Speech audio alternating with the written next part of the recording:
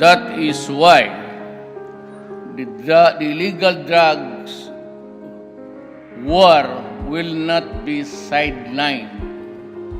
Instead, it will be as relentless and chilling, if you will, as on the day it began. Our concern is human rights.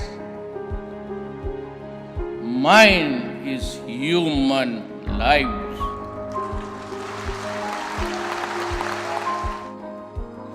I will not allow it to happen.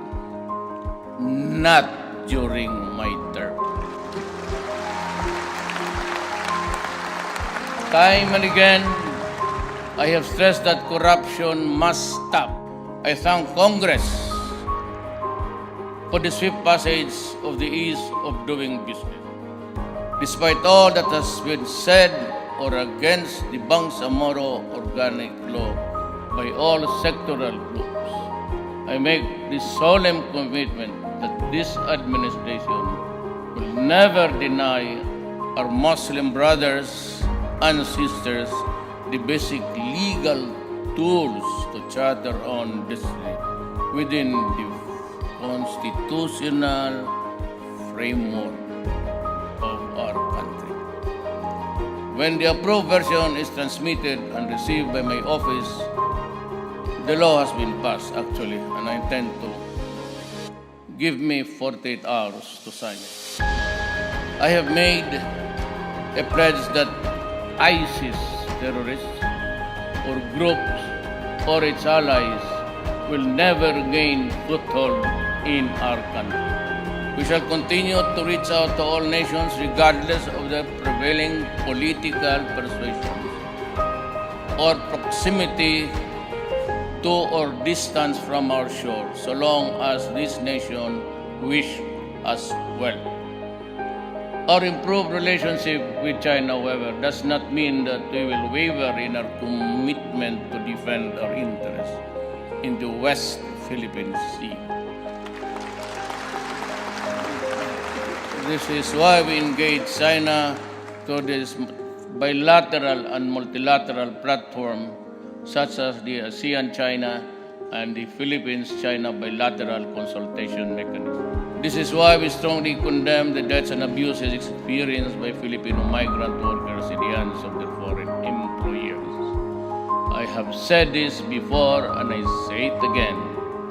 I am a worker of government, and it is my vow to make sure that your well-being remains our of this year.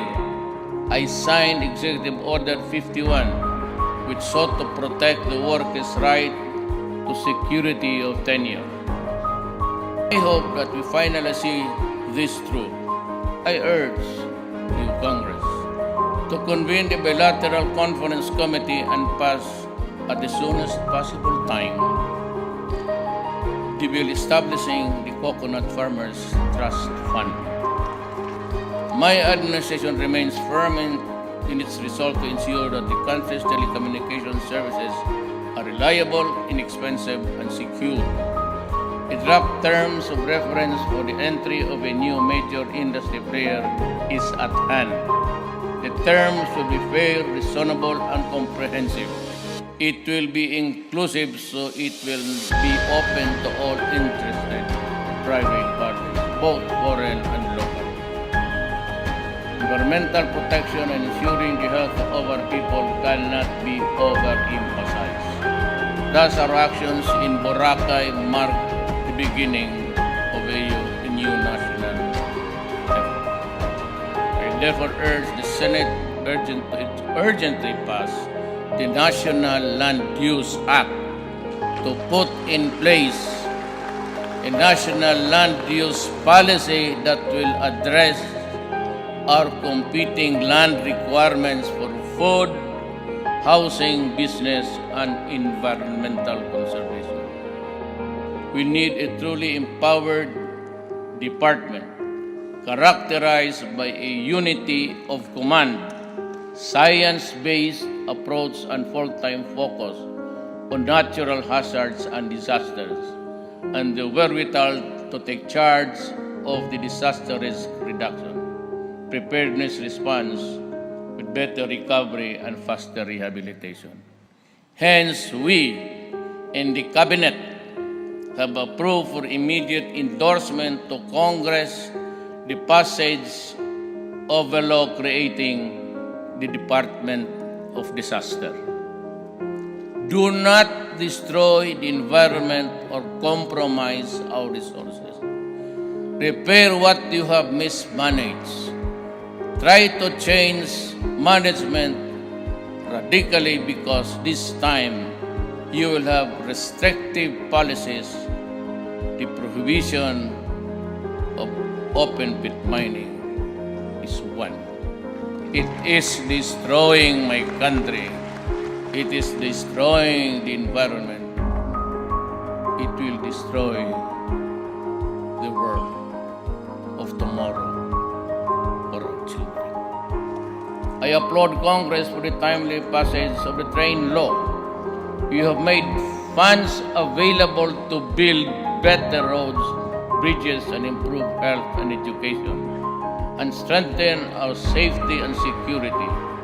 Some have incorrectly blamed our effort towards a fairer tax system for all the price increases in the past months, and some irresponsibly suggesting to stop train implementation. We cannot and should not. We need this for sustainable growth that leaves no Filipino left behind. To help stabilize rice prices, we also need to address the issue of artificial rice shortage. I now ask all the rice hoarders, cartels, and their protectors. You know that I know who you are. And rural.